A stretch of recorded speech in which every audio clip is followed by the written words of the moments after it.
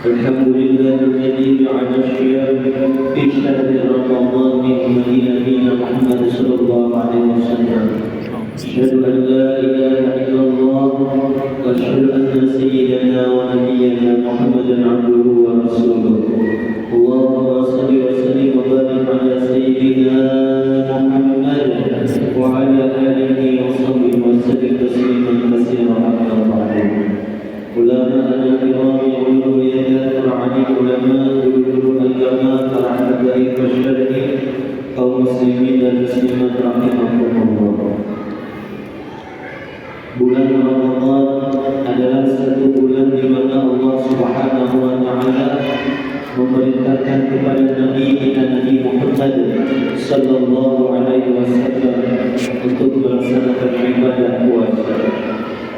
Perintah kewajiban ibadah puasa diturunkan pada tahun kedua sesudah Nabi kita hijrah ke kota Madinah. Selama 13 tahun di kota Makkah, Nabi kita dan para sahabat belum diwajibkan untuk berpuasa. Setelah Nabi kita berpindah ke kota Madinah, 1 tahun di kota Madinah juga masih belum diwajibkan untuk melaksanakan ibadah puasa. Pada tahun yang kedua, tepatnya pada bulan Sya'ban, maka turun ayat Al-Quran surah Al-Baqarah ayat 183 yang memerintahkan kepada orang-orang yang beriman, yaitu kepada Rasulullah dan kepada para sahabat untuk melaksanakan ibadah puasa Ramadan. Selama Nabi kita hidup, beliau melaksanakan puasa Ramadan sebanyak 9 kali. 8 kali beliau berpuasa, jumlahnya 29 kali.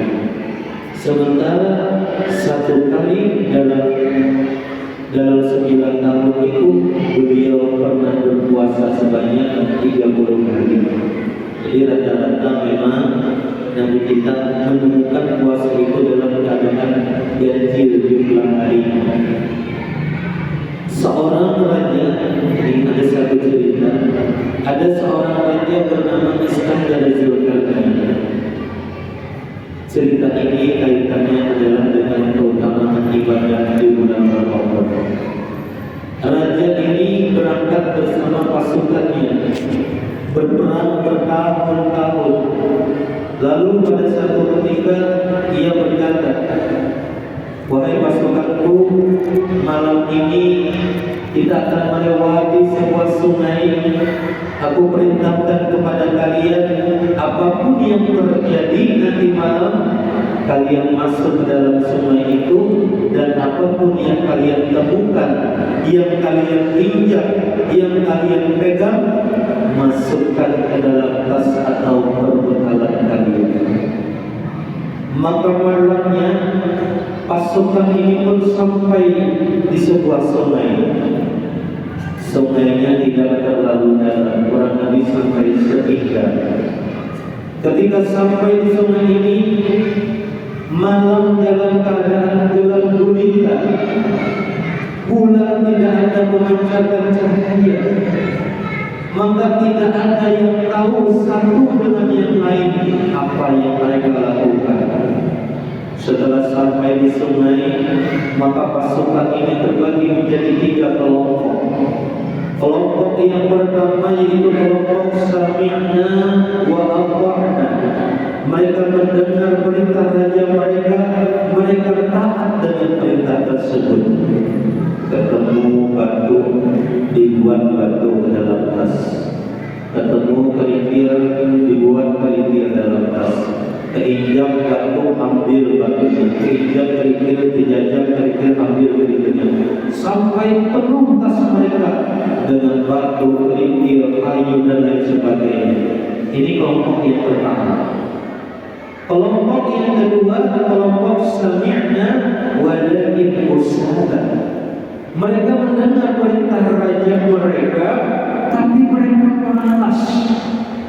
Mereka berpikir, ini kan malam, tidak ada yang melihat.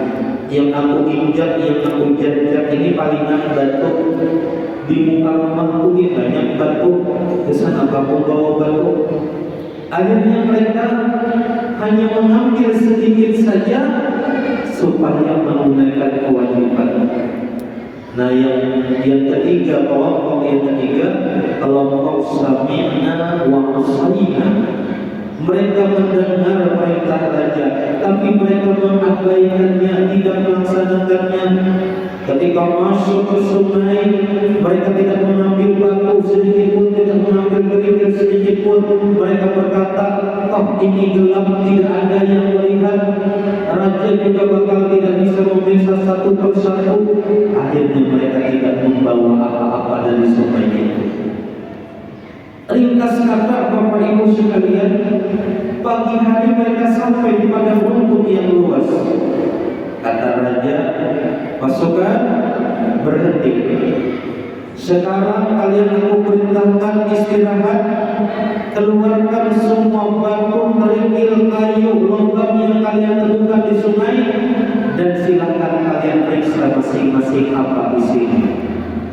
Setelah diperiksa, maka alangkah kaget mereka.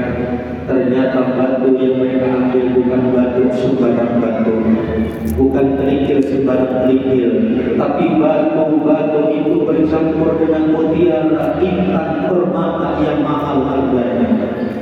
Maka kelompok yang pertama mereka pun gembira, bahagia, bersyukur kepada Allah karena mereka mendapatkan anugerah yang luar biasa, kekayaan yang sangat banyak. Kelompok yang kedua menangis. Kenapa jadi menangis? Menangisnya menyesal. Ulurnya hanya tahu isinya dicampur emas permata intan, jangankan sekarung 10 karung walaupun, tapi sudah terlambat. Nang paling sedih kelompok nang ketiga, ngomong malu tunjuk aja. Orang sugih berendahannya dapat nampak. Apa cerita ini? Cerita ini disampaikan oleh Buya Hamka, seorang ulama dari Sumatera Barat. Inilah gambaran nanti umat Nabi Muhammad. Mereka masuk ke dalam bulan Ramadan terbagi menjadi 3 kelompok. Ada yang taat dengan Allah, maka nanti di hari Idul Fitri mereka akan mendapatkan anugerah yang tidak terhingga, mutiara rahmat, permata ampunan, berbagai macam kenikmatan yang telah dijanjikan oleh Allah. Sementara golongan yang kedua bertemu bulan Ramadan, awal-awal semangat, tapi semakin ke atas, coba kita lihat jemaah kita. Awal-awal Ramadan masjid penuh, langgar penuh, tapi menjelang akhir-akhir Ramadan yang bertahan hanya orang-orang yang dipilih oleh Allah Subhanahu wa Ta'ala. Sementara yang ketiga adalah orang yang celaka, yang mereka dari awal Ramadan hingga akhir Ramadan tidak melaksanakan sholat fardu, tidak berpuasa, mereka makan di tengah umum, dan bahkan mereka membinakan kemuliaan Ramadan. Maka tunggu nanti ketika mereka berhadapan dengan Allah, mereka akan mendapatkan mempertanggungjawabkan atas segala yang mereka lakukan.